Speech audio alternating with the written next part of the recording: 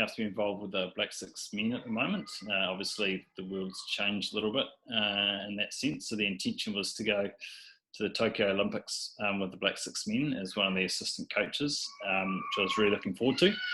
So I enjoyed working with the team through the Pro League in New Zealand, and obviously in the preparation. So that was really good. But things are on hold a little bit at the moment as we all just try and understand what the future looks like.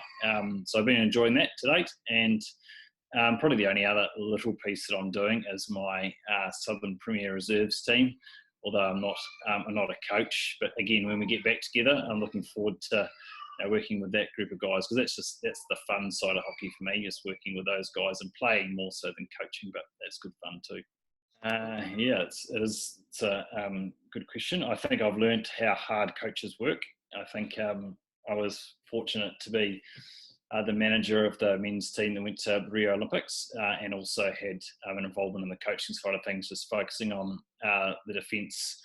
And you get an appreciation, working alongside at that time was Colin Batch, Bryce Collins, and Greg Nicol, just the amount of hours that they put into things. And I think as a player and as a previous captain, I think I had appreciated that, but probably not to the extent that I saw firsthand. So I think when you start to see the energy and the effort that goes into coaching, it opens your eyes a little bit. And even the things I've been involved with, the Auckland under-18s and working with John O'Brooker, it has been eye-opening. Just the amount of stuff you have to manage as a player. You're kind of just thinking about managing yourself, and sure, as a senior player, you're thinking about other players in the team. But as a coach, all of a sudden you're having to think, strategize, work with different challenges that individual players have across, whether it's 16 or 25 in a national squad, whatever it might be. But I think that's probably one of the more eye-opening or challenging pieces, that when you transition from